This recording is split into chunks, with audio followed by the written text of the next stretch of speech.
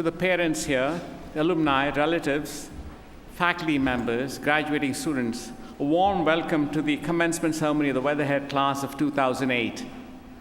As our tradition, the Weatherhead School, we will start with hearing from one of our graduating students, Whit Tice. Whit Tice is president of the Graduate Business Student Association, and he'll present the graduation address of the class of 2008. Wow. Thank you, Dean Reddy. I have to say that I've been looking forward to this moment for quite some time. By saying that, I mean I can't wait to graduate. And yikes, there's hundreds of people looking at me right now. So I'd like to talk to the class of 2008 today about inspiration, courage, and action. All of you are motivated from different sources of inspiration. The core of your motivation will come from your own unique experiences and past events. I know of many people of how their family, friends, colleagues inspire them off and on throughout different momentous occasions in their lives. To some, their inspiration comes from a quest to make their own business a success. For one friend of mine, it's all about laser beams. To others, overcoming discrimination, challenge, prejudice, or other different forces set out against them is what drives them. Helping others in big and small ways still motivates others off and on throughout their different times in their lives. Freedom, standing out among others, having a personal brand, a unique value proposition, or other distinguishing traits still fuels others on as they press on. The constant struggle for achievement, being the best at what you do, and finding out where you can use your strengths are all paths we have walked here at Weatherhead. Following and upholding beliefs, values, and aspirations fuel others as they press on. My own inspiration comes from a low point in my life that was changed by the applications of my values and beliefs. Late in high school, when the time for applying to college was near, we had pressure from applications, grades, parents, myself, everything you can imagine was at an all-time high. And there it seemed that no matter what I did, I could never be as good as I wanted to be. But it was at that time that I made a very important decision. I had long had a deep-rooted respect for people, and I'd seen so many fantastic things happen. At times, those fantastic things impressed and amazed me. Other times, those fantastic things stunned and mortified me. I believed then, and still do, that people are fundamentally good, but there are just some miscommunications that get in the way. Despite what was going on around me, it was at that time that I resolved to do whatever I could to change that. It was no longer important to have test scores and great applications and grades and things like that. What drives me is having that moment of clarity where I want to make a positive change. And that's what ultimately matters, is having that positive change and doing the best at what I can. My adventure had taken a turn there and has propelled me on this course. Other forms of inspiration come to me in the stories of courage. The stories that I speak of are when a person, group, company, organization takes the time to brave something new, to take on a daring risk, and to seize the moment. It's in those moments that people act, and those acts are extraordinary. It's the courage to keep hope, to smile in the face of danger, to rebuke the situation you're in, and decide that you will make a change happen. That's the time where the commitment is established to doing something great. Those times are when people emerge as champions, victors, heroes, and leaders. It's the dedication to a cause, an effort, that makes someone turn from a good leader into a great one.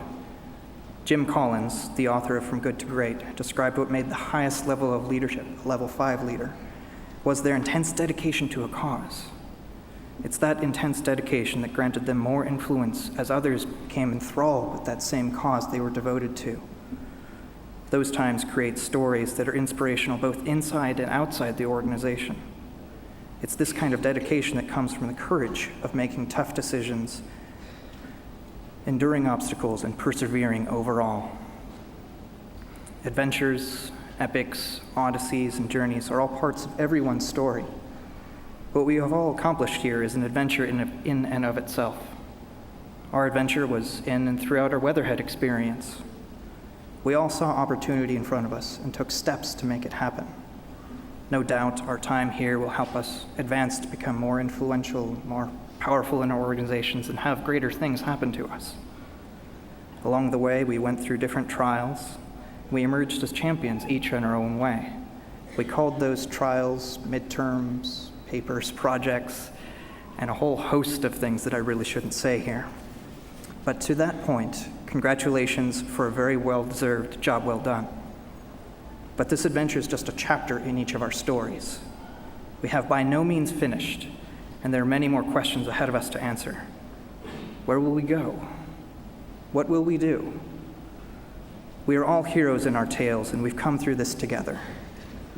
Our stories now diverge as we are protagonists, each in our own stories. We emerge from this time with new knowledge, talent, skill, and a thirst for so much more to come. This is a time for our own choices to be made. Ask yourselves these questions. What will your story be? What will others say? How will your story be told? Will you improve a community, a city, a country, or even more? Will you be a hero not only in your story, but a hero in others? Will you be brave enough to do something extraordinary, amazing, and wonderful?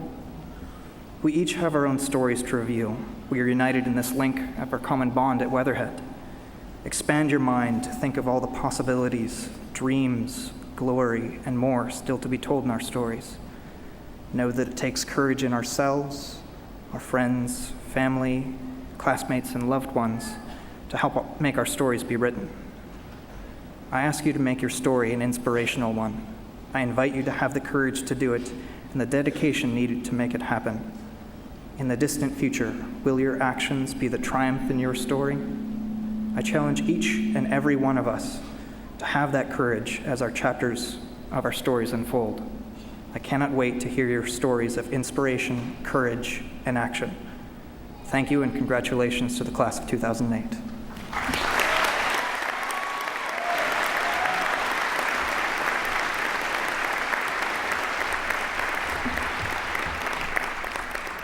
Thank you, Whit.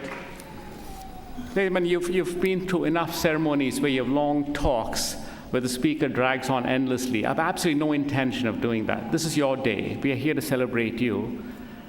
But given the fact that I've been given a podium, and I am, after all, an academic, I do have to say a few things. Wouldn't want to miss that opportunity, would I?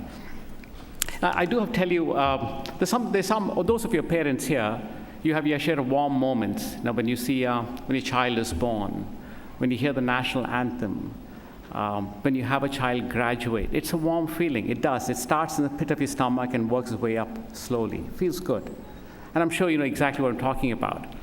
Being a faculty member, that's a special privilege we enjoy. We get to experience that feeling over and over again every single year. And thank you for that. We really do. If I take a look at, as we look ahead, and somebody said, what would you give us a message?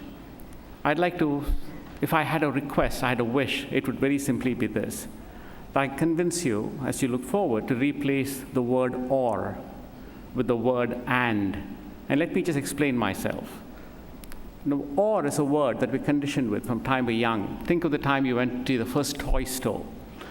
And the moment you walked in, you had a handout telling your mother or father, I'll take that, and that, and that, and that.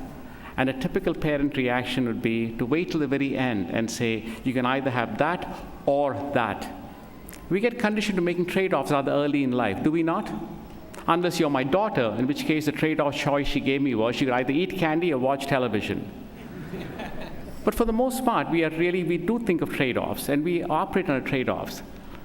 A profound gentleman won a Nobel Prize a few years ago, named Muhammad Yunus.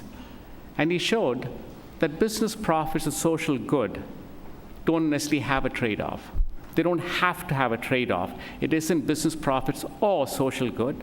He demonstrated without any hesitation and any shadow of a doubt that they were compatible. They could live together. And it's something that we strongly believe in. And it's something we'd love to see more and more of you practice. When I think of learning and enlightenment, I've always thought that it really is, in some manner, the more you know, the more you get to the point where you say, can I replace what I've always thought of as being a trade-off. I can't have more of both. To have more of one, I have to give up something of the other. And in some manner, that's a belief that permeates this institution. It permeates a lot of your learning here. In fact, permeates a number of the dissertations I've read from the students here. And it really is something that is a part of our core value. So if we can convince you, as you leave here, that maybe you will use the word "and" a bit more often than "or," we would have come a long ways in getting to where we thought we should get with you. On that note, and we had to pick a speaker who we thought would leave you with some additional thoughts to stretch that. And if I am going to make a plump for using the word "and" a bit more often than the word "or," it's only fitting that we choose a speaker whose name is Andrew Rubin. It is. So let me introduce Mr. Rubin to you. Andrew began as Walmart's Director of Corporate Strategy, was promoted to Vice President of Sustainability and Strategy, and then in 2007 became the Vice President of Private Brand Strategy. During his tenure, Walmart, which serves more than 176 million customers weekly, has emerged as a key player in the field of business sustainability. For example, last month, Walmart launched Earth Month, a comprehensive campaign to encourage consumers of all economic levels to learn about and purchase more eco-friendly products. In a recent sustainability talk, the head of sustainability for Coca-Cola, a major supplier to Walmart, stated that Walmart's goals for sustainability are akin to Kennedy's vision for putting a man on the moon. They're big, bold, inspiring, and exciting. And he's a key part of this man on the moon approach to sustainability. As his company undertakes this goal, which I think is more than a goal, was actually a changed worldview, Andy himself embodies entirely the concept that we strongly believe in, that "and" is here to stay. I surely think that's no mere coincidence that we had Andrew here. It's my privilege to turn the proceedings over to Mr. Andrew Rubin and to hear more about how he and Walmart are really making a difference. Thank you.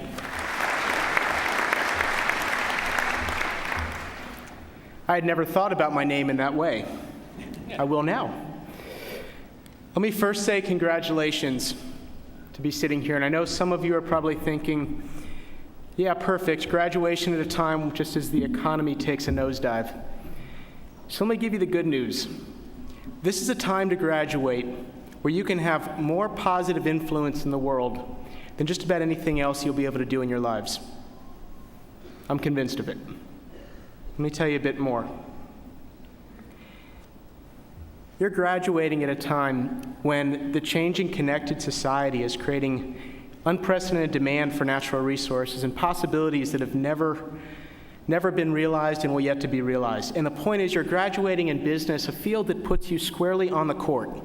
The ball will come to you in the coming years. And depending on what you do with that, the world will take a different direction. The global society that I'm talking about took 12,000 years to reach the first 3 billion people. We've doubled that to 6 billion in the past 40, and we're expected to reach 9 billion people by the end of the century. It's not just the numbers, we are far wealthier than at any other point in our history. More people have been pulled out of extreme poverty in the past 50 years than at any other point. The next 20 years will see 500 billion people enter the middle class in China alone. The amazing time of opportunity, hope, and new involvement is also putting incredible demand on resources. The world you're graduating into, simply put, cannot be sustained, at least not with today's technologies and today's ideals. The unprecedented demand, the demand for more meat from this rising middle class, which requires more grain, more water, more energy, more cars made from more steel, ultimately more gas. We're witness to the very real consequences. We see them every day in the headlines. Prices for basic commodities spiraling out of control. People are taking to the streets of Jakarta to protest soybean prices. There are riots in Mexico over tortilla and pasta in Milan.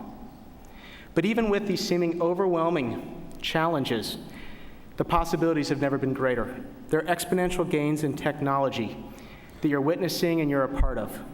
We have the technology today to deliver every issue of the Wall Street Journal ever made in less than a second through a fiber the size of the human hair. Every year, some of the most respected thinkers in the world gather in Monterey, California. The event includes dozens of well-known speakers, names you would easily recognize. And this year, one absolutely unknown PhD student from Carnegie Mellon, Johnny Lee. Johnny walked up on stage in his baggy jeans and explains to a packed auditorium how to transform a $39 Wii remote with his free software into an interactive whiteboard. You would have seen systems like this at universities such as Case Western. They cost tens of thousands of dollars, squarely putting them out of the reach of most of society. That is until Johnny and his $39 Wii remote. His video has been viewed millions of times on YouTube, which is where, by the way, the conference organizers discovered it. The innovation's brilliant, but that's not what is so interesting about what happened. Unlike any other time in history, this innovation is available to the world. There are many Johnnies out there. In fact, I'm going to hazard a guess, there's several Johnnies in here right now. The question for you as you enter the business community is, how will you bring this human creativity to scale? As you think about yourself in the very real world being in business, the fact that you are on the court and you are going to get the ball and get to take the shot, this is the shot that I'm referring to. As a business leader, you're in a unique position to capitalize on the potential, the newfound potential that's in front of us.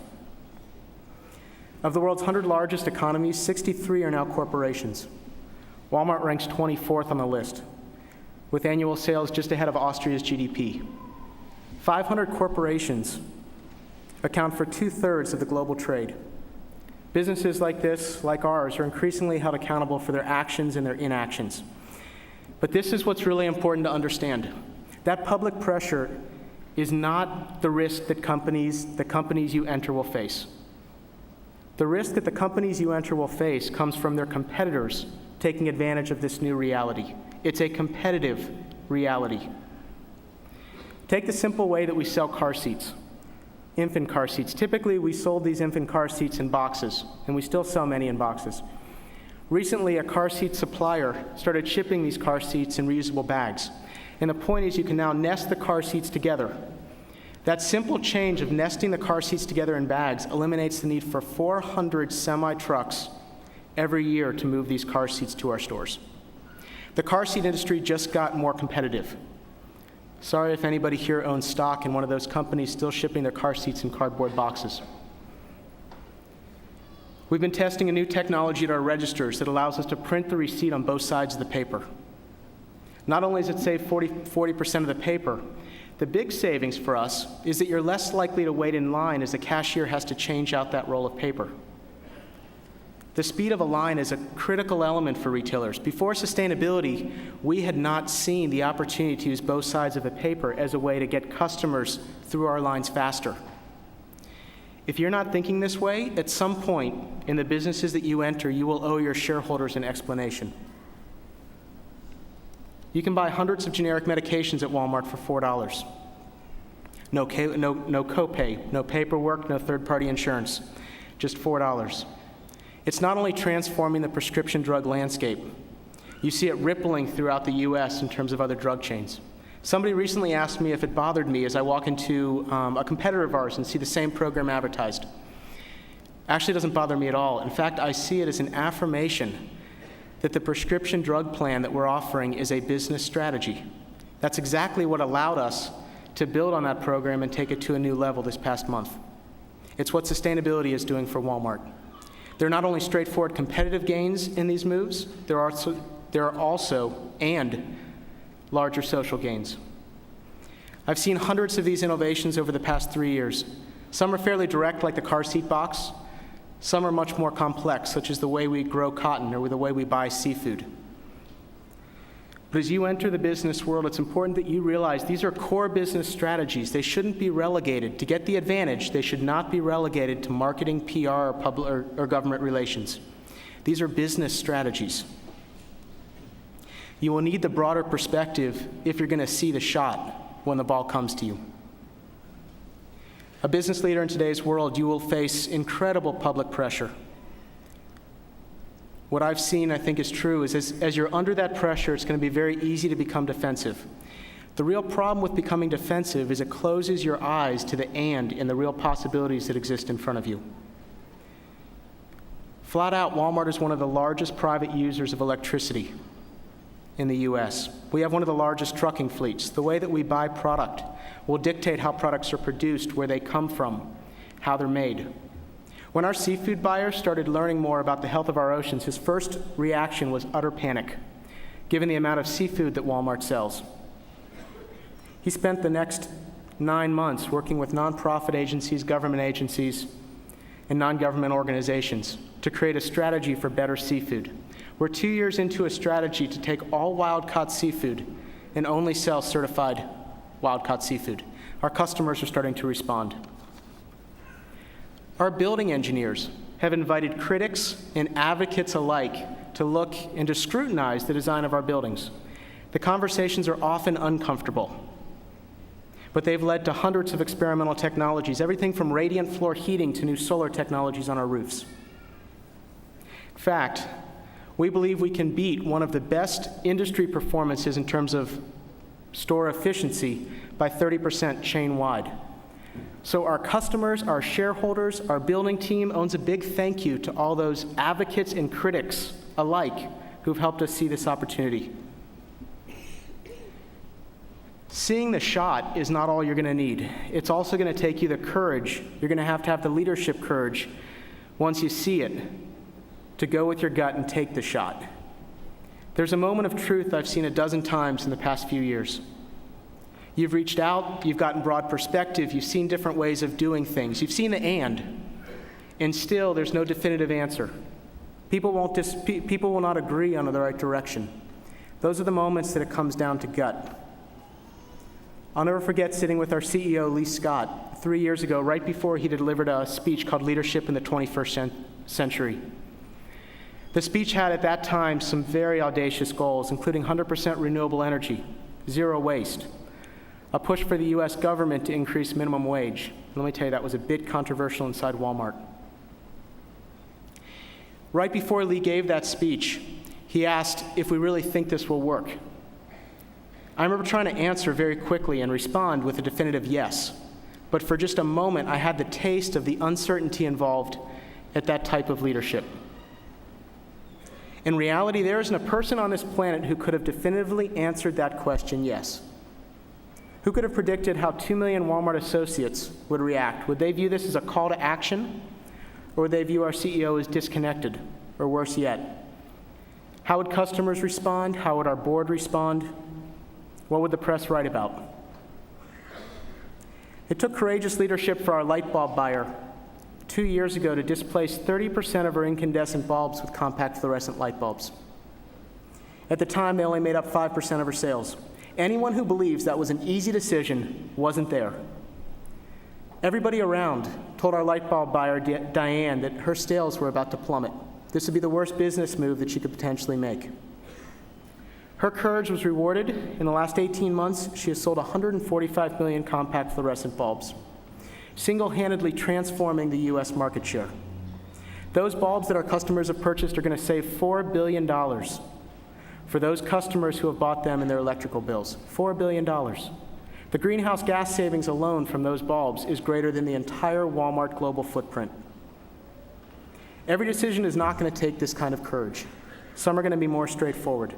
But it's my hope for you as you enter your career at this point in time that you actually look for those difficult decisions. Just as the light bulb buyer, Diane, decided that she was going to transform the lighting category, eliminating the need for 2 coal-fired power plants in somebody's community. So again, as business leaders, you are on the world court in the 21st century. It's a unique time. The ball will come to you. It'll be in your hands, and it's going to be up to you to decide if you're going to have the perspective to see the shot and the courage to take that shot. This is why right now, right this minute as you're graduating, is actually the perfect time to be graduating in business, regardless of your specific position. Let me leave you with one final example. Spina bifida is a crippling birth defect that can be prevented with a very small dose of folic acid. The problem is systemic, dealing with prenatal care rates, specifically broad-based education. It's a condition that over-indexes with the Hispanic population. The National Council of La Raza, a leading Hispanic rights group, approached the Walmart tortilla buyer about adding a small bit of folic acid to the tortilla flour. That move happened about a year and a half ago. In my eyes, that tortilla buyer is a hero. He has changed millions of lives, both parents and children, in a seemingly unthinkable place as he sat at a similar ceremony like this and graduated in business. The impact you can have in the 21st century is unparalleled. So my push for you as you graduate today is to be the tortilla buyer. Be the panicked person in seafood who has the courage to reach out and the courage to take action based on what you will learn. Choose to be faced with the tough calls. Go with your gut, change the lighting aisle. You're the first generation that's graduating into business that is not going to have to make that or choice of either promoting your own career or the business that you work for and creating large social benefit in the world. So this is your time. It'll be up to you. My push is that you go and you go create not just any business, but far more competitive businesses. The world depends on it. Thank you.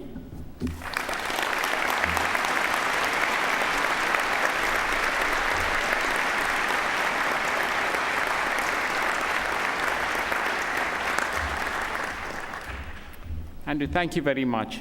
And name is not just a coincidence, nor did Mr. Rubin change his name to Andrew just for today. I can promise you that. As we present the graduation awards, I'd like to ask the award recipients to come forward when the name is announced. With Tice will announce the Teaching Excellence Award.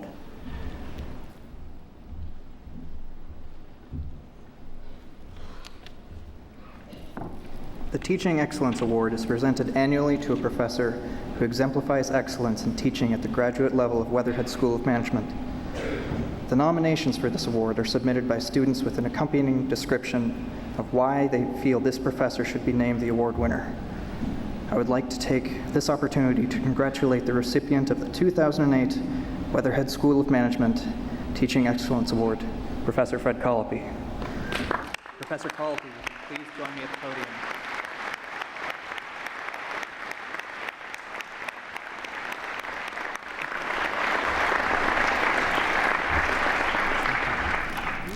Several of the nominations demonstrate why Professor Colopy was selected as this year's award winner.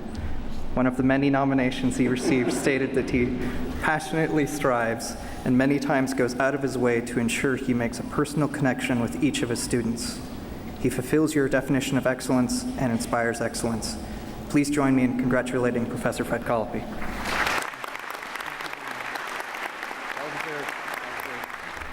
Drew Sellers will now present the Doctoral Teaching and Mentoring Award. My name's Drew Sellers, and I'm soon to be an alumni.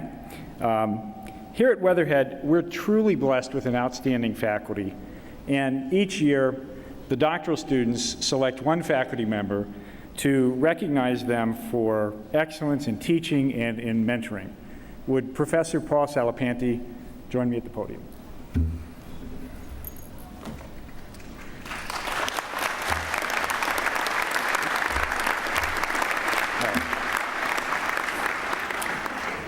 Many doctoral students first encounter Paul as the lead instructor in a research methods seminar focused on qualitative research.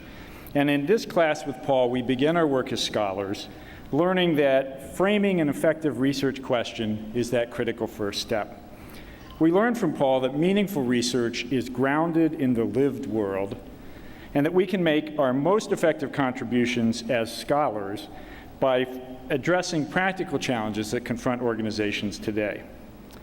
Paul promotes the value of linking concepts far from your comfort zone, and he really helps us understand that before we take that deep dive into what's going to be this long process of doctoral research, that it pays to take a step back and to think broadly.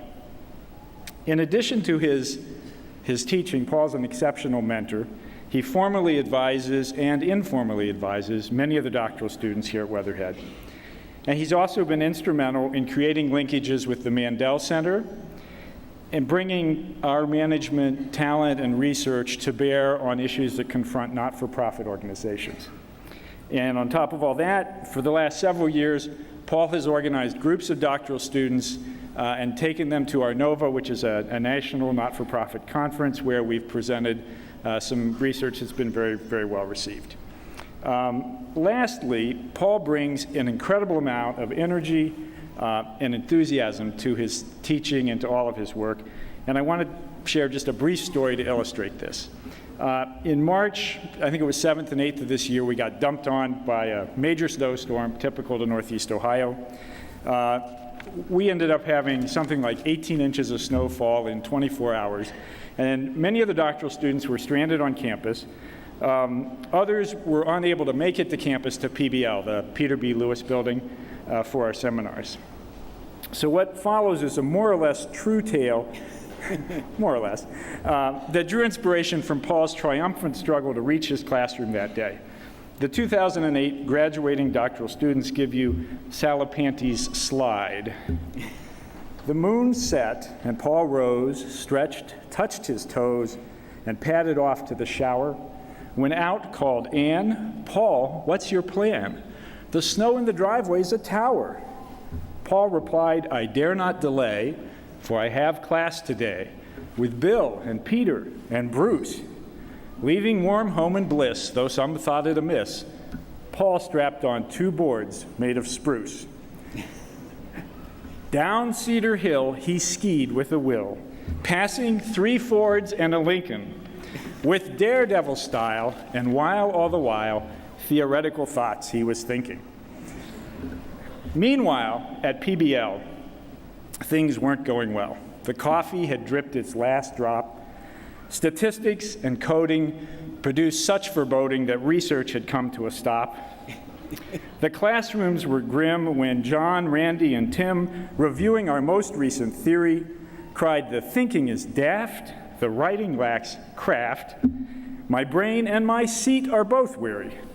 As barbed comments flew, shouted Martin and Hugh, "We need an Einstein or Newton."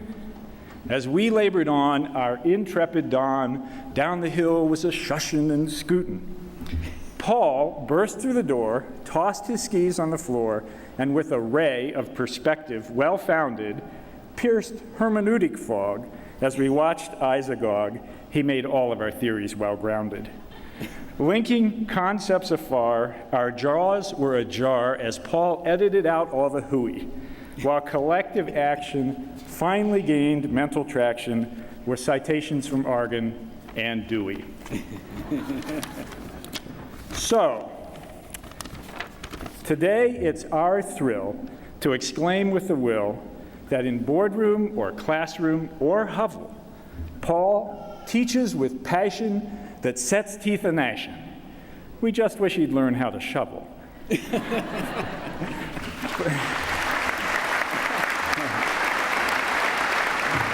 Paul, seriously, on behalf of all the doctoral students here at Weatherhead, please accept our congratulations and our thanks for all that you do, and our recognition of your excellence in teaching and mentoring, as well as your cross-country skiing exploits. Thank you.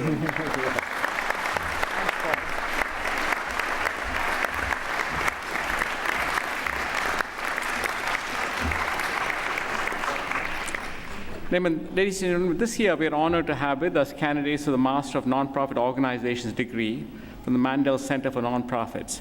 I would like to introduce the M&O graduate Monica Craven, who will present the 2008 Mandel Center Teaching Award.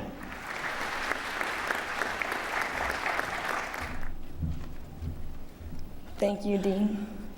Please forgive me. Of course, I came down with laryngitis right before I get to speak to a large group of people, so I sound a little manly today, but the Mandel Center Teaching Award is presented to an individual who demonstrates dedication to the development of Mandel Center students and their educational experience, as demonstrated in the following 4 areas: creation of a dynamic, high-impact learning environment within the classroom, demonstration of effective and engaging teaching methods, encouragement and guidance toward lifelong learning, and exceptional accessibility, assistance, and guidance given to individual students in helping to resolve questions and problems. Today's honoree effectively demonstrates all of these criteria. In the words of her nominators, although not in a poem, Her animated classroom style brought to life budgeting and finance, which could otherwise be very dry subjects. She starts every class by sharing current events. This is a great way to tie the course content to what is currently happening in our sector. She focuses on real-life examples, showing how they're crucial for the success of not-for-profit organizations. With her wealth of experience, she always has an antidote to a real-world perspective to the topics we are discussing. This keeps the students both interested and responsive. She is always encouraging to teach us to teach each other and her through sharing our experiences with the class. This is a great way to learn more about our subject and our fellow classmates. She uses excellent, detailed instructional materials that demonstrate her thorough mastery of her subject matter and can be continually referred to long after graduation. She constantly ties coursework to ethics and values. No matter how much academic material students learn, they are destined to failure if they do not have a strong foundation in solid values.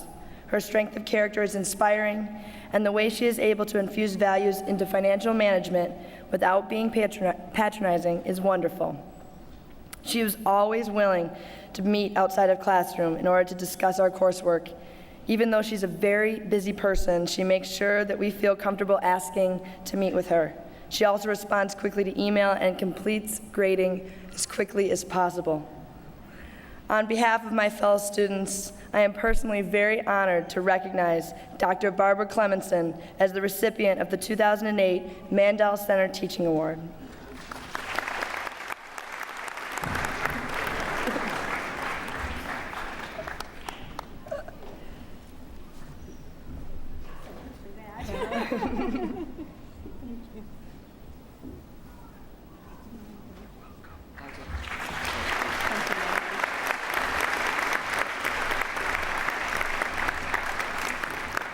Then we have one more awardee who could not be here.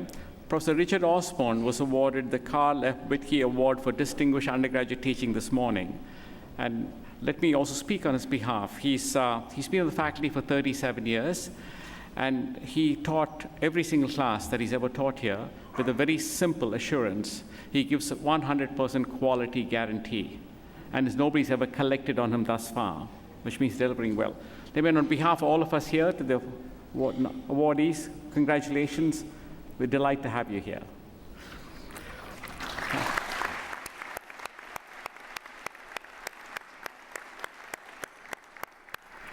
Drew, I must tell you that when you talked to Paul Salapante, if you had modified that a bit and said he'd put skis on his bicycle, you'd have really been dead on.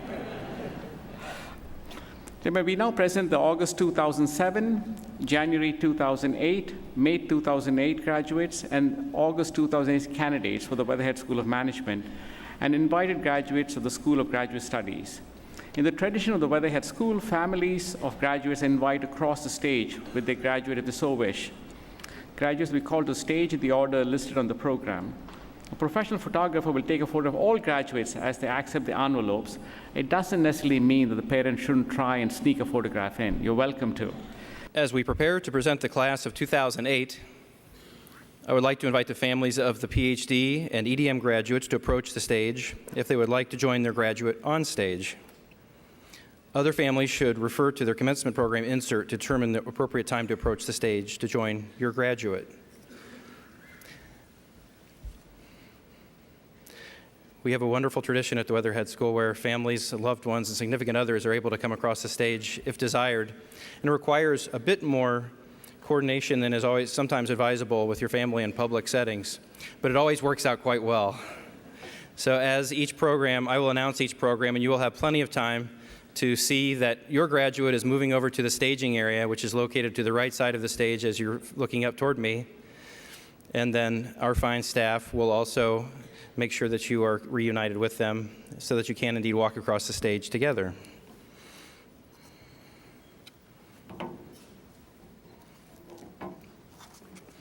As the first group is forming, I wanted to mention and describe a little bit about some of the awards that I'll be mentioning as certain individuals cross the stage. The Dean's Academic Achievement Awards, which I will mention for some, are given for the highest cumulative grade point average in each program of study. Community Service Awards are awarded to graduates who have participated in at least 80 hours of approved volunteer community service during their 2-year program, or at least 40 hours of service during a part-time program, or a 1-year program. The third area of distinction is the Beta Gamma Sigma membership, which is open to students within the top 20% of their respective class and all doctoral graduates. These awards were all presented earlier at our Weatherhead Awards ceremony. The School of Graduate Studies awarded Doctor of Philosophy degrees at a ceremony earlier this afternoon, and we have invited our doctoral graduates to be recognized at our ceremony as well. Will the Doctor of Philosophy graduates please come forward? And we invite you to join the faculty on stage after you're receiving your certificate.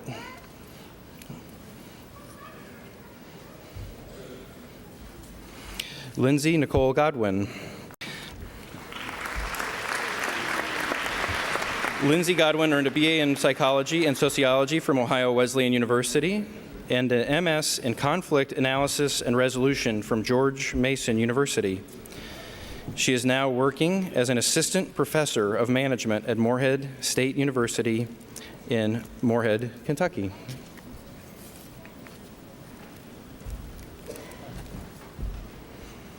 Reed Roeg. Reed earned a BBA in accounting from Kent State University, an MBA from Cleveland State University, and is a CPA. Reed is now an assistant professor of accounting at Western Carolina University in the beautiful Smoky Mountains of North Carolina.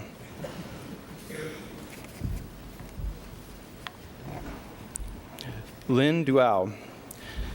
Lynn earned a Bachelor of Engineering in Systems Engineering and a Master of Economics in Quantitative Economics and Management from Tianjin University, China, and is now working for Purdue University Calumet in Hammond, Indiana, as an assistant professor of information systems.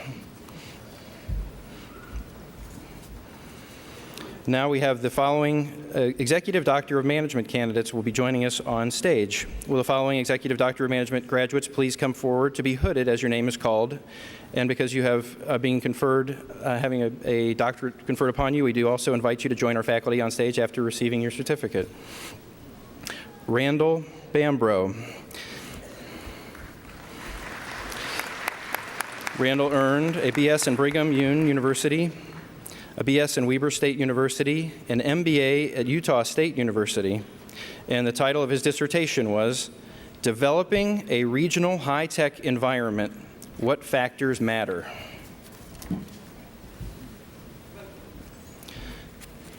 William Gould Brunger. He earned a BA at Middlebury College, an M.Ed at University of Massachusetts, Boston, an MBA at University of Pennsylvania. The title of his dissertation is The Impact of the Internet on Airline Fares.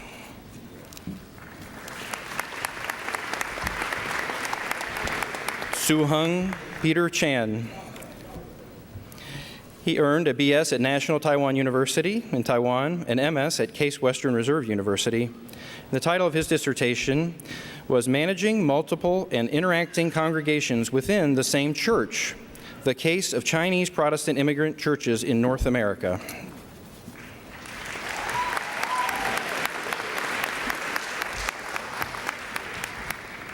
Jonathan Howell Coleman. He earned a BS and BA at Ohio State University and an MBA at Xavier University. The title of his dissertation is They're Making All the Wrong Decisions, Managing Cognitive and Emotive Balance.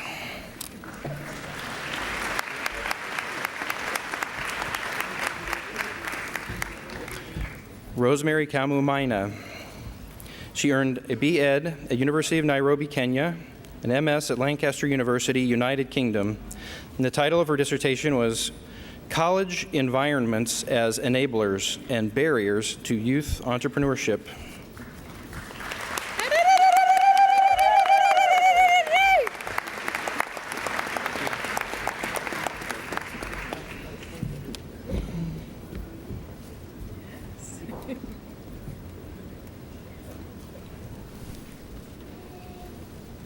Margot Kraft. She earned a BS at Ohio State University, an MBA at Ashland University. The title of her dissertation was The Role of Learning and Caregiving Style in Practitioner-Patient Co-Production of Therapeutic Outcomes.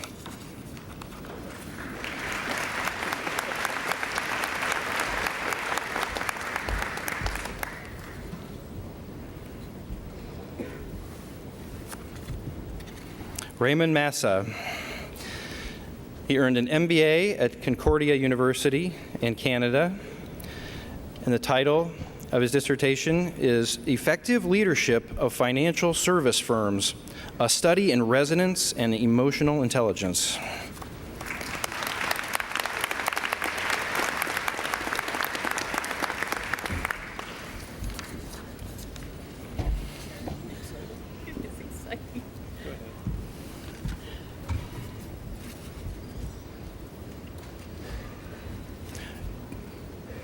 Betty Moon.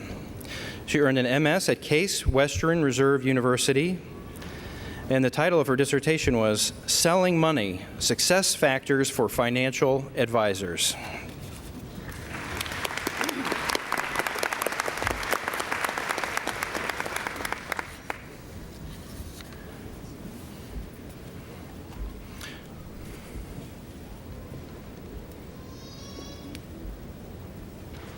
Brian Newton. He earned a BA at Concordia University, an MBA at Ashland University. The title of his dissertation was Role Engagement in Cooperative Organizations, a Relational Framework for Understanding Board Commitment.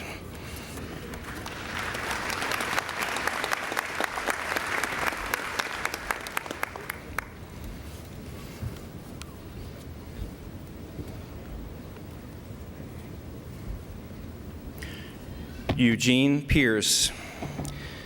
He earned a BS and an MS at Wright State University, an MBA at Ohio State University. The title of his dissertation was Virtual Teams, Can They Be More Effective?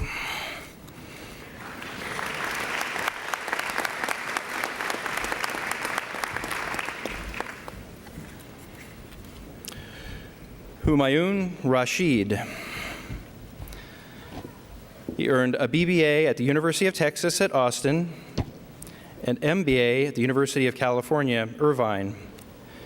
And the title of his dissertation was Commitment to Change as Dynamic Push-Pull Alignment of Messages.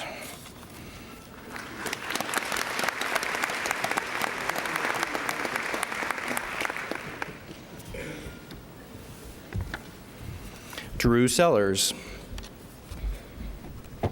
He earned a BA at Kent State University. The title of his dissertation was The Impact of Organizational Destruction on Social Capital.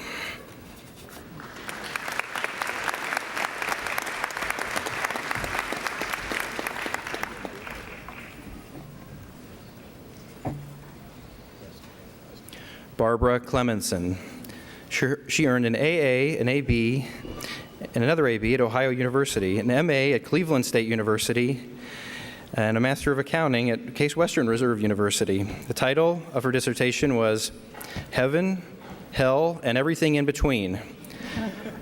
How do authentic leaders' values contribute to organizations in which followers flourish?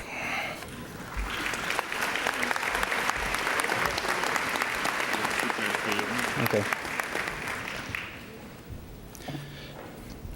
Martin Zumersch. He earned a Bachelor of Mechanical Engineering at Technical College Aachen, Germany, a Bachelor of Commercial Engineering at Technical College Kiel, Germany, an MBA at Case Western Reserve University. And the title of his dissertation was You Can Change Strategies in a Conversation, Decision-Making and Innovation in the Durable Goods Industry.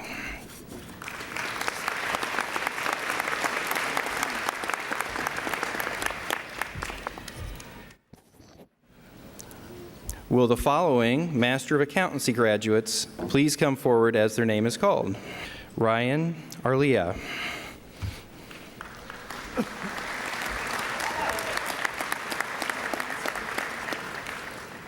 Heng Chen Sai.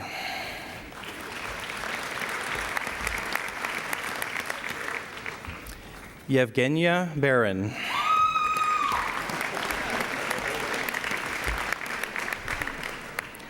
Christian Carson.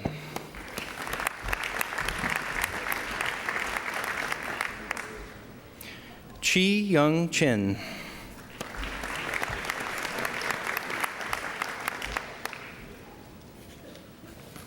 Shu Dai.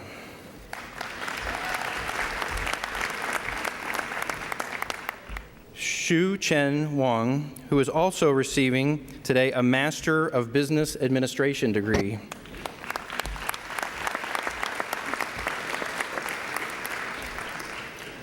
Hung Jung Kim.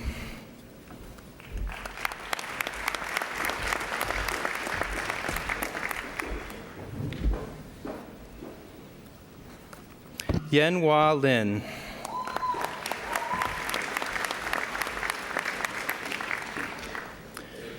Andrea Scheller, who is also the recipient of the Dean's Academic Achievement Award in the Master of Accountancy program.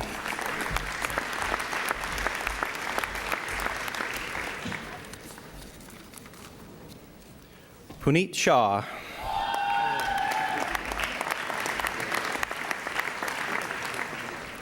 Mamta Soni, who also received the Dean's Academic Achievement Award. Devin Worrell.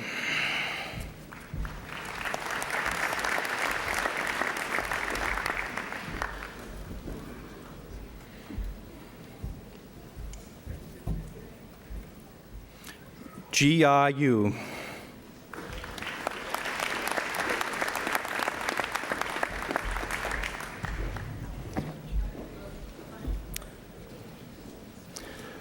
Will the following Executive Master of Business Administration graduates please come forward as their name is called? Ali Ahmed, who is also the Dean's Academic Achievement Award winner and also an inductee into Beta Gamma Sigma. William Bernard.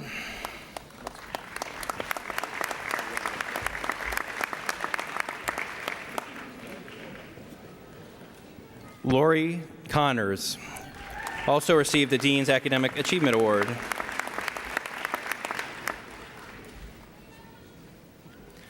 James Grant.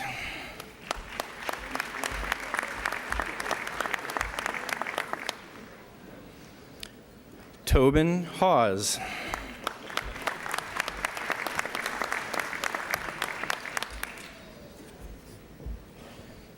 Gregory Hines.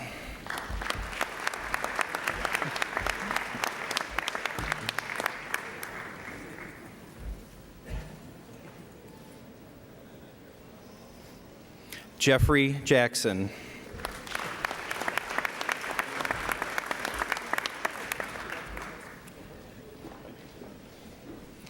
Gregory Kandra.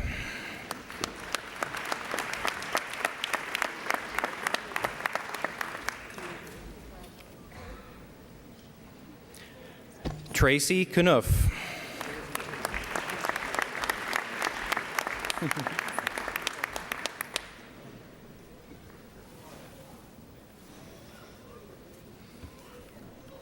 Joanne Kravetsky.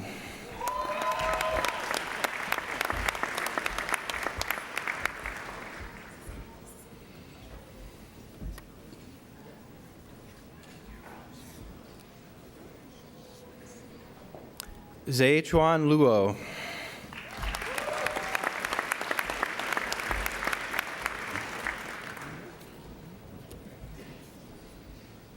David Reif.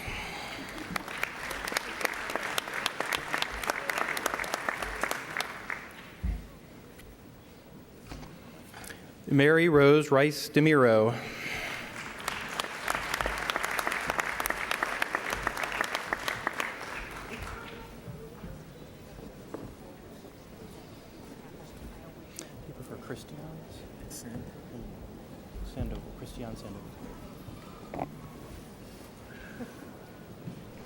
Christian Sandoval, also recipient of the Dean's Academic Achievement Award.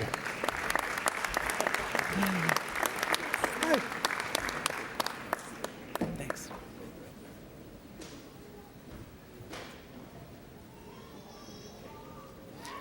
Jennifer Slabe.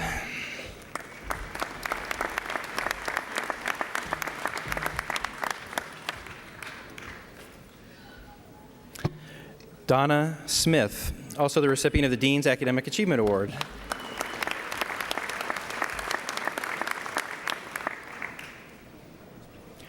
Ronald St. Clair, also received the Dean's Academic Achievement Award.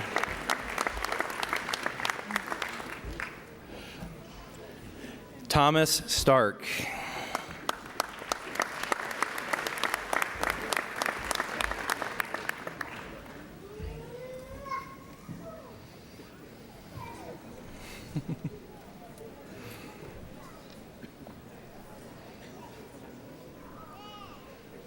Susan Steinbrick, also the recipient of the Dean's Academic Achievement Award.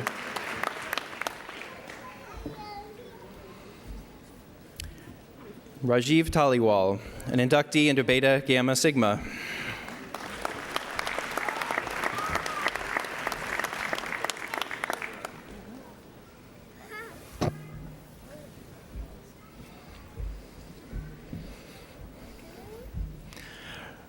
Ryan Terry.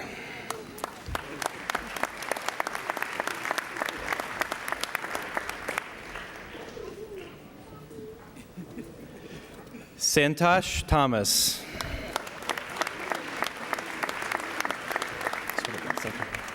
David Wanless.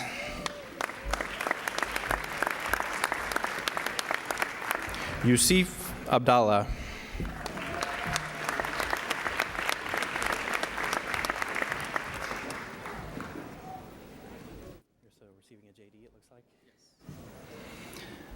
Lawrence Acton, who was earlier awarded also a JD. Oops, I'm sorry. Continuing with the Master of Business Administration, Akash Agarwal.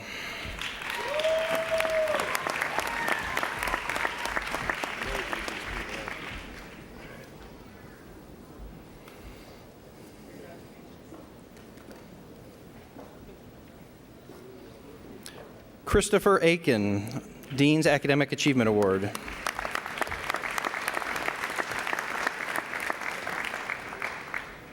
Joseph Berquist.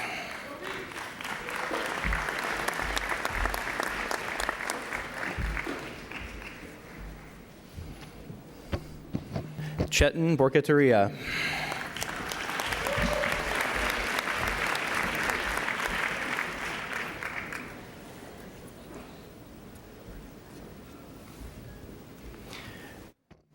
Dion Braddix. How you doing?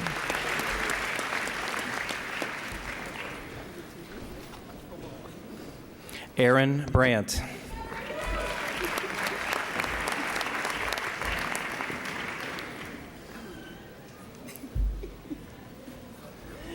Anne Marie Broom.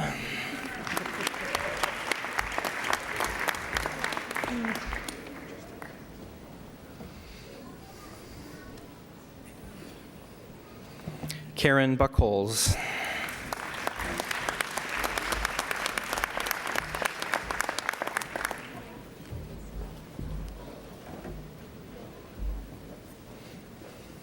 Liun Chang.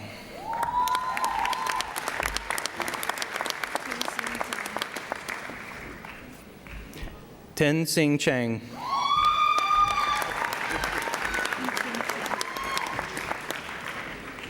Yi Chun Chin.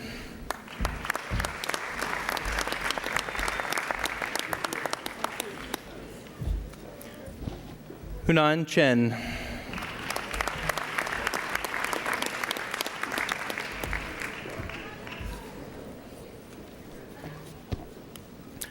Ting Ju Chen.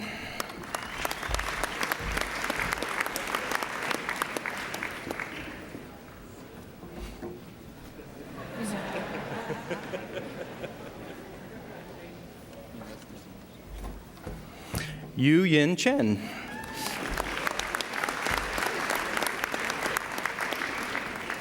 Christopher Clinton.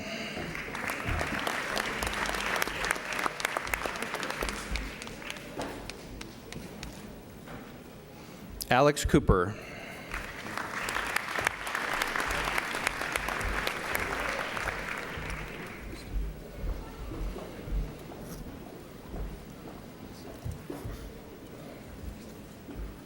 Jesse Korn.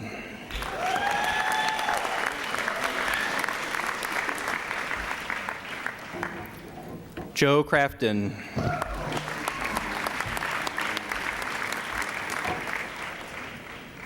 Nico Kreider.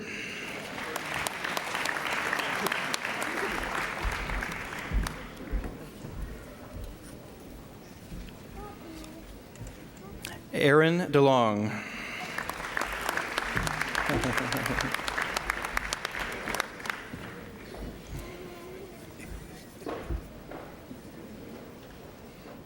Chad Dennis.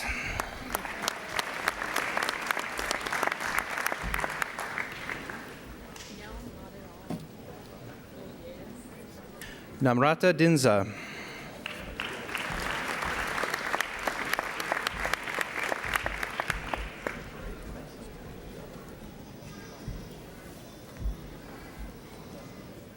David Elliott.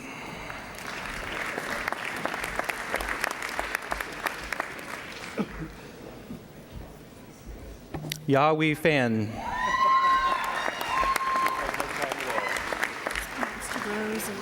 Okay, great. Rosalind Foster.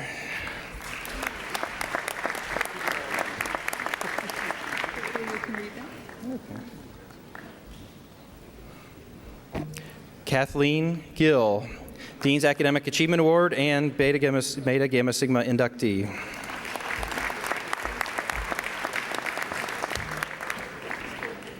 Alfonso Gorena.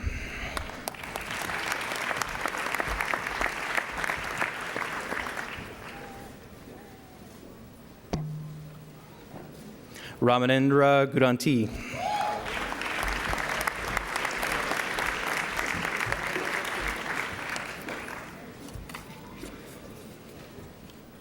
Tiffany Gunn.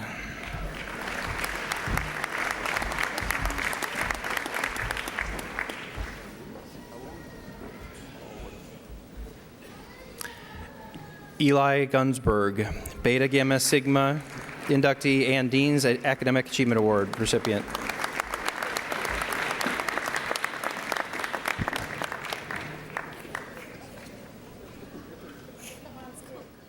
Makoto Hagiwara.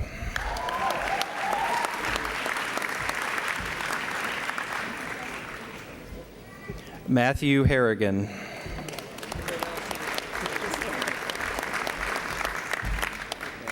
This one's for me.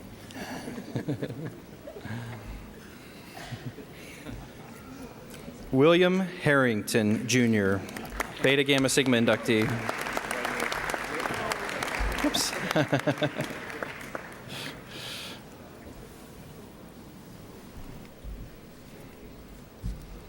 Thomas Henderson, Dean's Academic Achievement Award.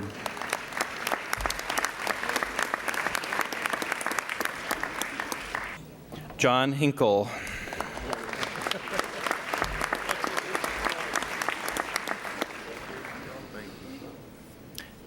W. Lewis Holmes II.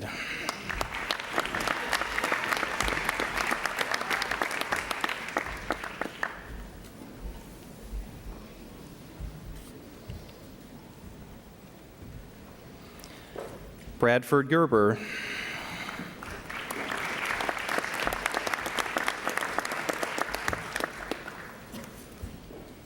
Weilun Shu.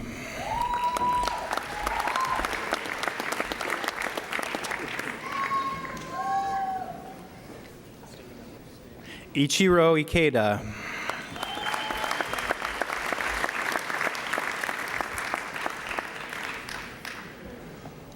Jennifer Jacko.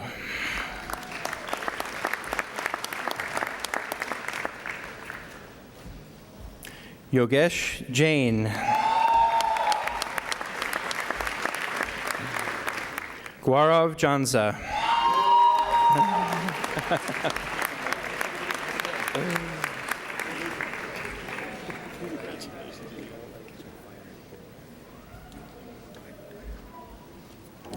Nithin Kalvokoda.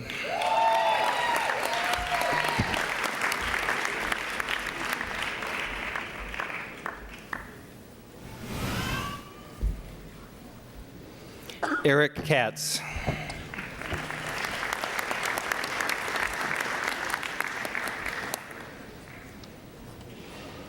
Nancy Clawwitter.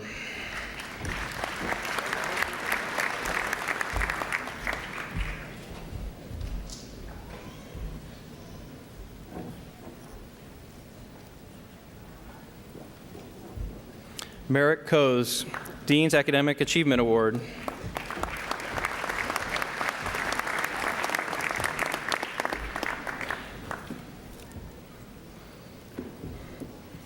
Adam Kraus also received a JD earlier today.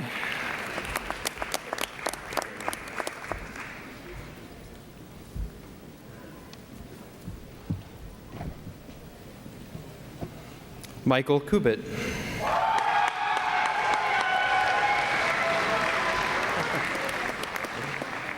What's your step?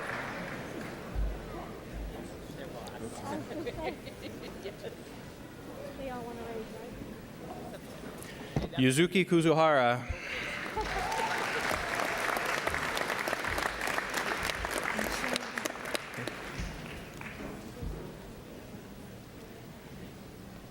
Yishao Li.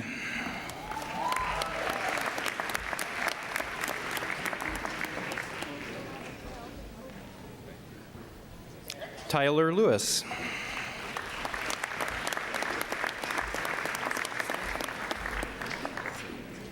Okay. Rob Lissy, Community Service Award.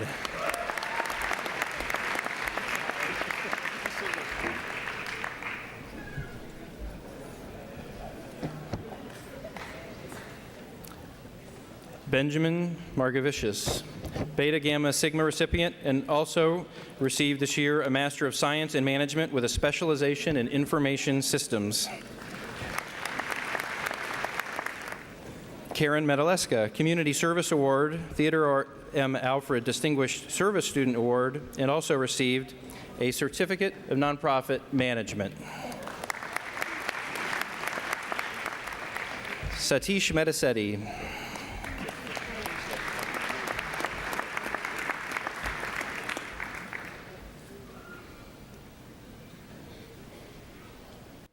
Robert Melius.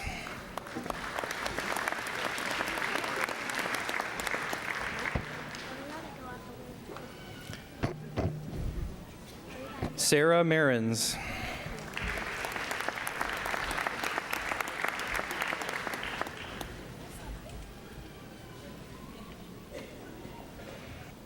Stephen Mikulajak.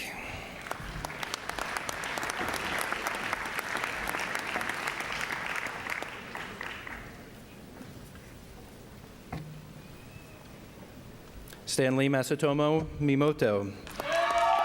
Earlier received a JD degree in addition.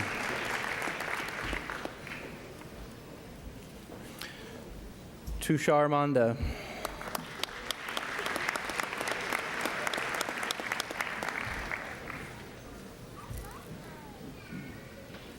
Deborah Mush.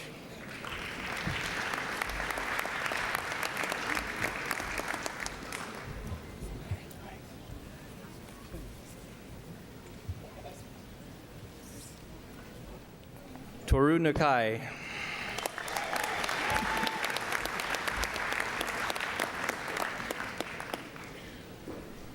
Riyad Nasser.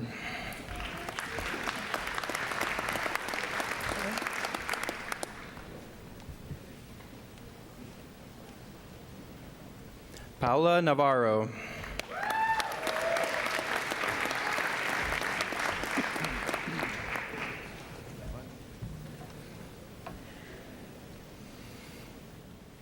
John Novak.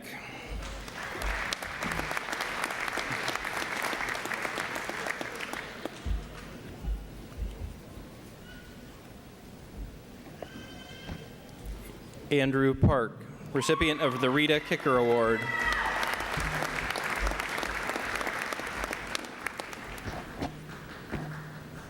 Cyrus Van Salkar.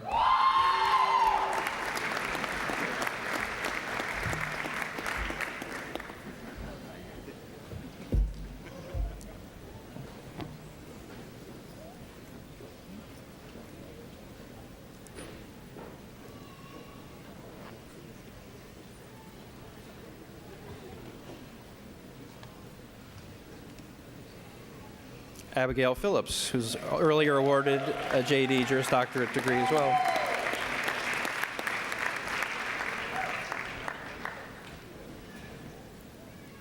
Agnieszka Polak.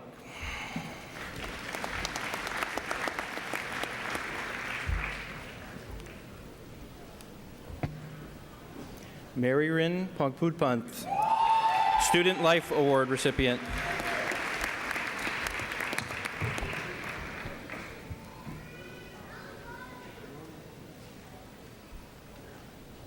Amit Prabhu.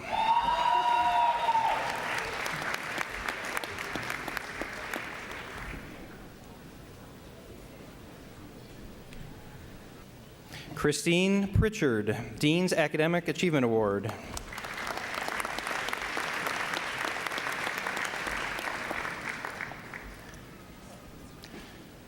Ashwin Rahendra.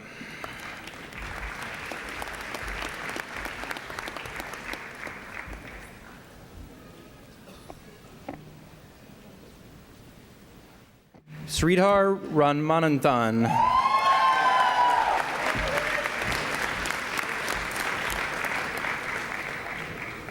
Jane Reese.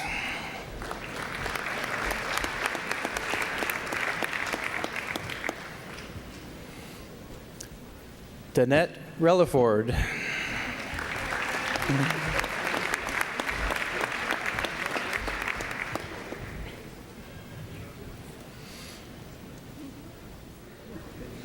Lindsey Rojas.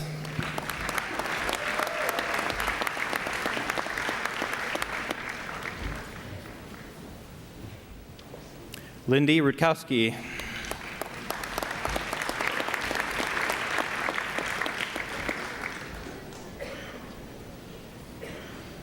Lydia Salib.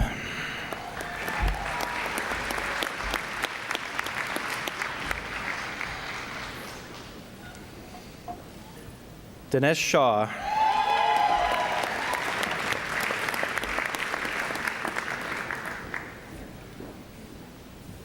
Yasmin Shushur.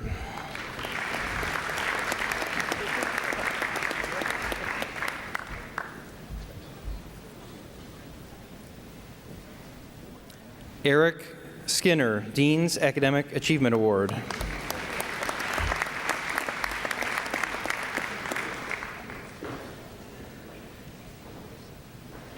Robert Solimos.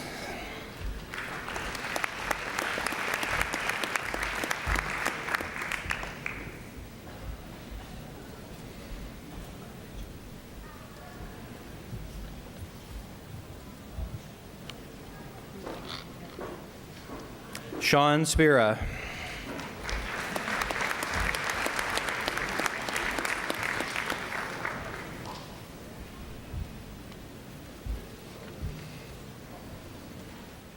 Charles Stein.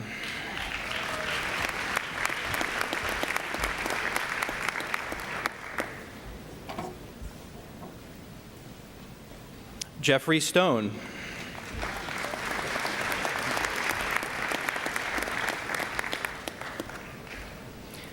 Eric Thingvold.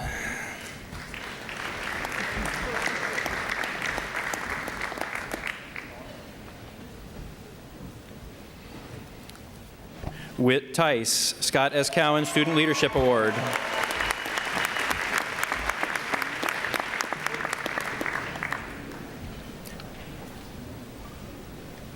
Daniel Charles Van Dongen.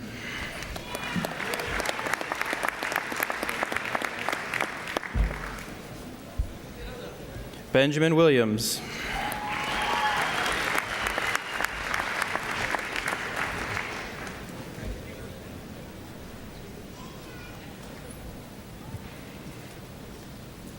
Brandon Williams. Also received a JD degree today.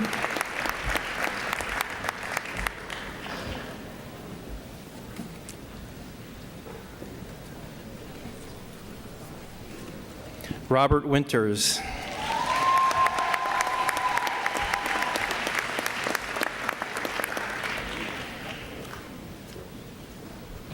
Kevin Wisniewski.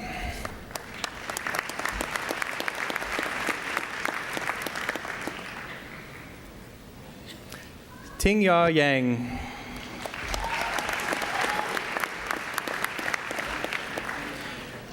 Timothy Yee. Peter Zale.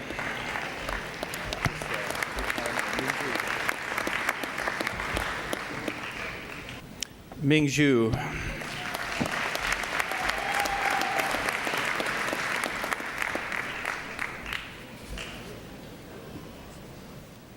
Will the following Master of Science in Management graduates please come forward as their names are called?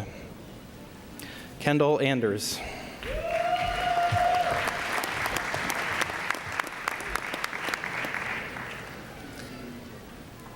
Thomas Basala.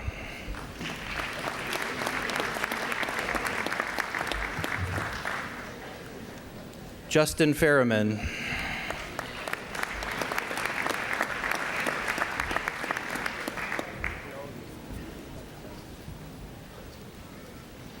Jason Honan, Beta Gamma Sigma inductee and Dean's Academic Achievement Award winner.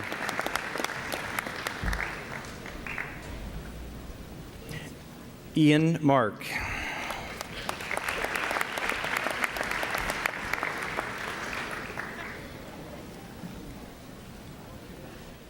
Claire Marshall.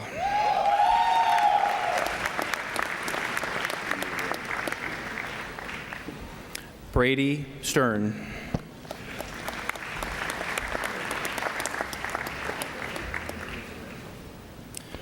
Will the following graduates of the Master of Science in Management with a specialization in finance please come as their name is called?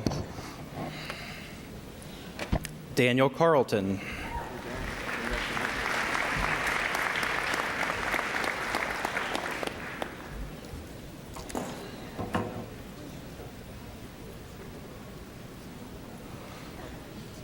To congratulate our next graduate, Professor Susan Case of the Weatherhead School of Management is coming forward to congratulate her son, David Case.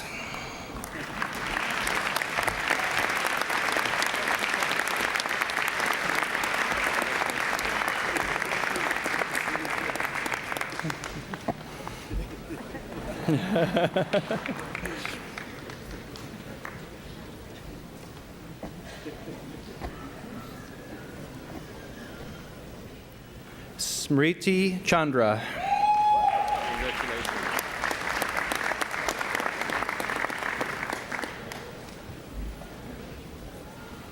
Matthew Harrison, Dean's Academic Achievement Award.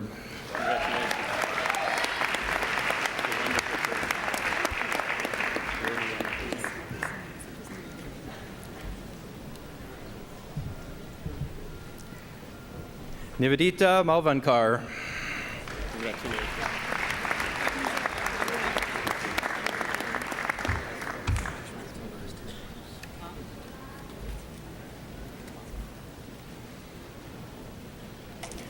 Ram Reddy.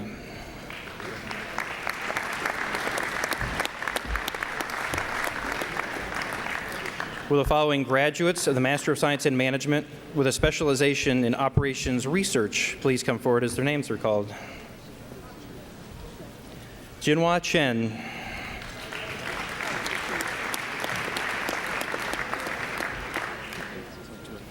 Daniel Moutz.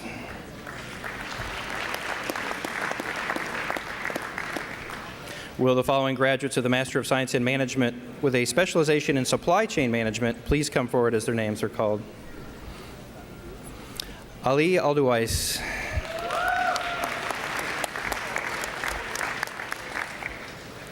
Kenil Kadakia.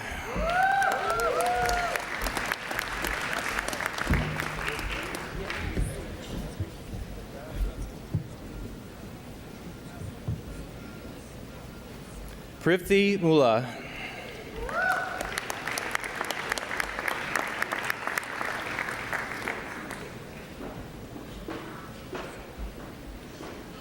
Barami Wangwairaj.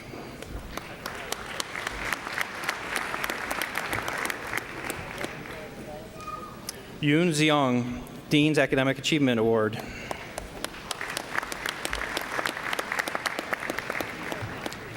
Ting Yi Ye.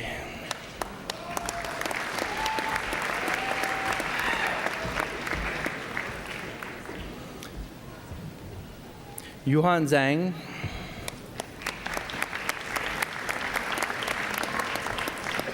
Will the following graduates of the Master of Science in Positive Organizational Development and Change please come forward as their names are called?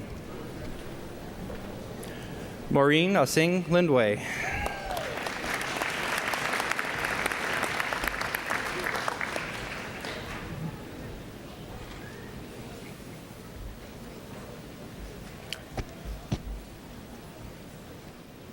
Mark Burns.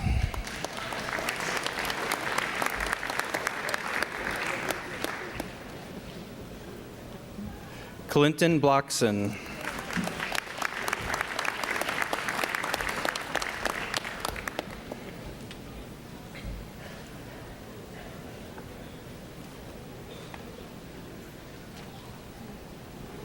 Naila Chauncey.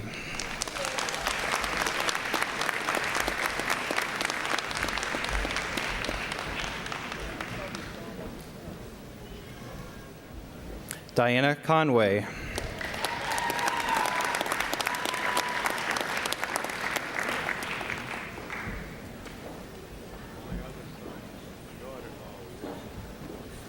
Libet Crumbly, Beta Gamma Sigma.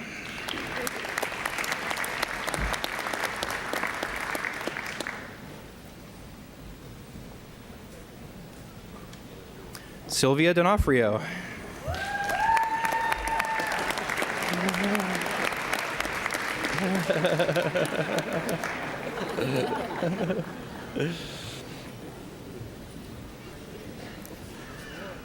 Susan Duff. Hold on one second.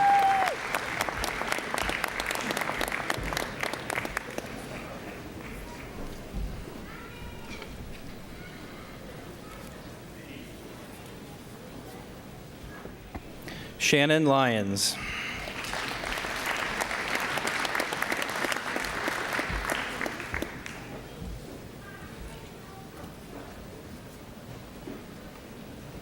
Elizabeth Marengo.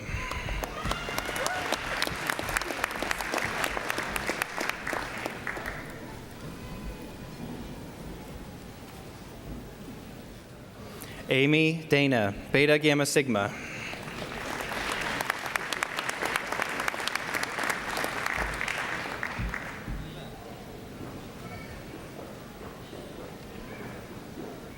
Kimberly Foreman.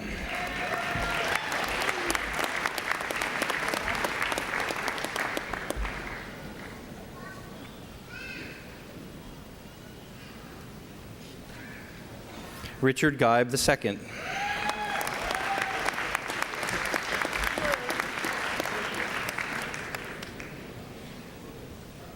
Catherine Henderson.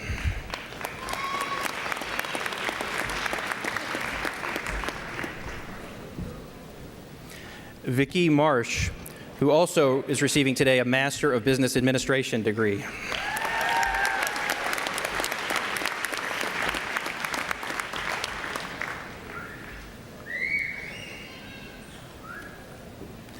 Pamela Mix.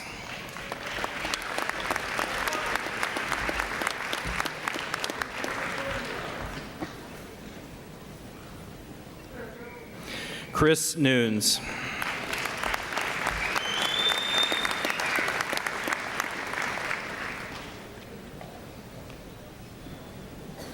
Satomi Sasaki.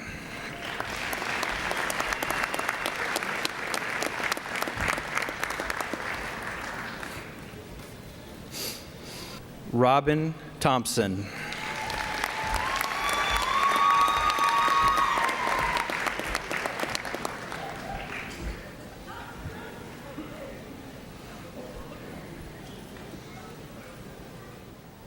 Christine Wethman.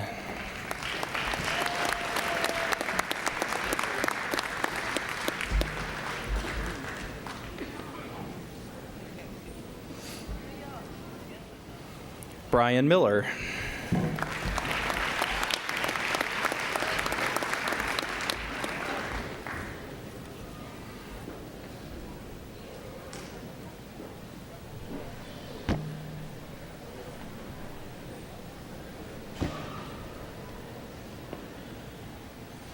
Michelle Wood.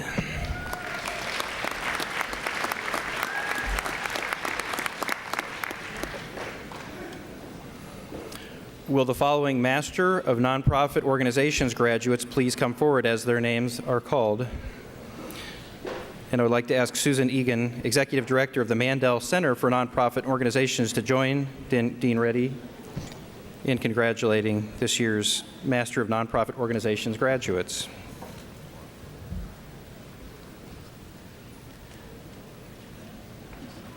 Melissa Bayer.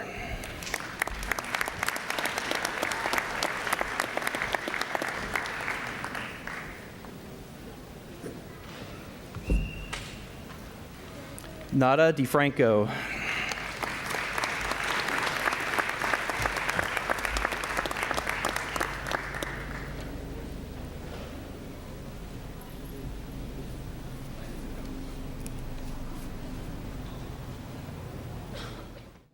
Shelley Green, Beta Gamma Sigma and Dean's Academic Achievement Award.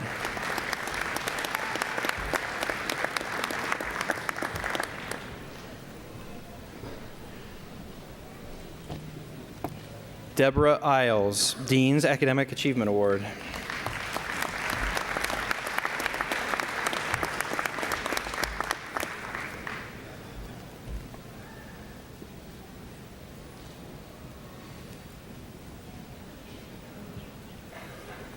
Nia Endelicato, Beta Gamma Sigma inductee.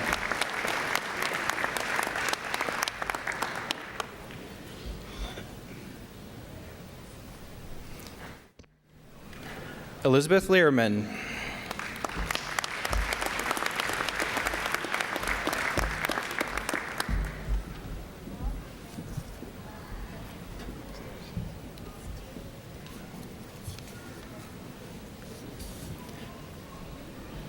Janita McGowan.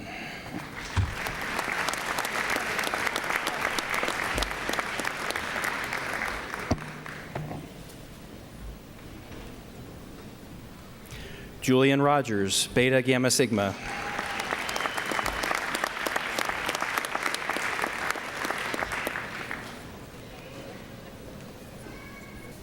Maiko Tabira.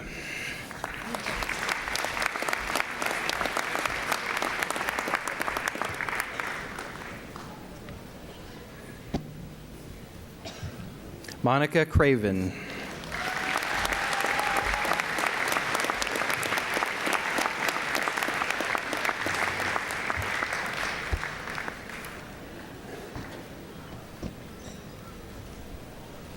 That concludes our presentation of candidates.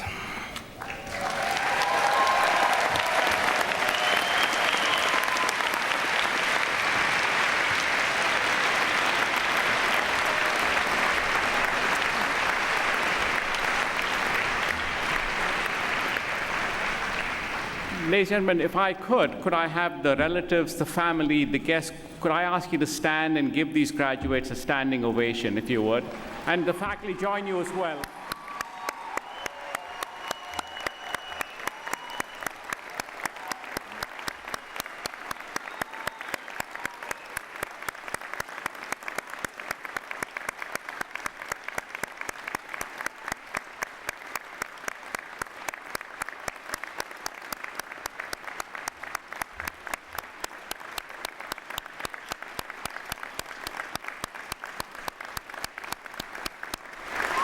Thank you. Thank you very much. As our guests sit down, they say behind every successful graduate is a remarkably supportive family. So I think it's about your turn to stand up and give everybody behind you a round of applause, don't you think?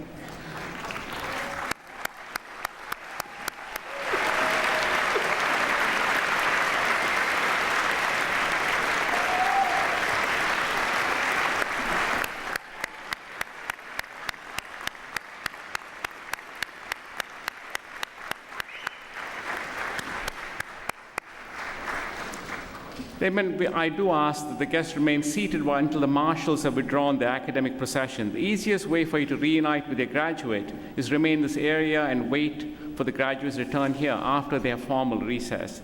Congratulations to all. The Weatherhead School of Management Diploma ceremony is now concluded. Thank you again.